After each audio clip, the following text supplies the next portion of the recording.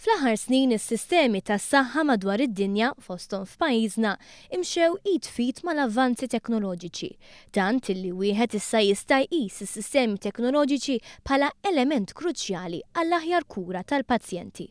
Id-dettalji tas-saħħa tal-pazjenti qed jinġabru jinżammu b'mod elettroniku u dan jippermetti li tabib ikollu aċċess għall-informazzjoni tas-saħħa kollha tal-pazjent tiegħu b'mod immedjat ikun fejn ikun. Iżda kif id-dinja teknoloġika qed tavvanza, qed javvanzaw ukoll is-sistemi tas-saħħa elettroniċi jew aħjar e-health. U għalhekk il-pajjiżi qed iħarsu il quddiem lejn aħjar mod kif din informazzjoni tista' tkun protetta u fl-istess ħin użata mill-industrija skopijiet ta' riċerka. It-triq il-qudiem għas-sistemi tas-saħħa tal-pajjiżi Ewropej se tkun diskussa fit-tieni ġimgħa ta' Mejju f'Malta, meta pajjiżna se jospita l-ikbar konferenza dwar l-e-health fl-Ewropa din is-sena.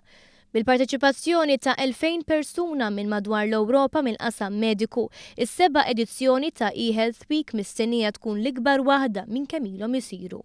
Meta nieda dan l-avveniment, il-Ministru għas-Saħħa Chris Fearns qari li pajjiżna jiżviluppa strateġija nazzjonali għas-saħħa diġitali ta' 5 snin li fil-ġimgħat li ġejjin se tinfetaħ għal konsultazzjoni pubblika.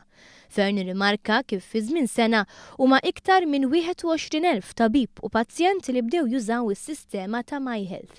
Sinjal li juri li l-qalba s-sistema diġitali f'pajjiżna qed tintlaqa b'suċċess.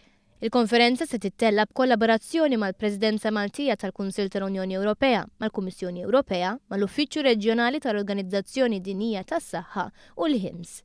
Il-koll organizzazzjonijiet li saħħu li pajjiżna qed jagħmel l-aħjar użu ta' riżorsi teknoloġiċi limitati li għandna biex is-sistema tas-saħħa nazzjonali ssir waħda diġitali.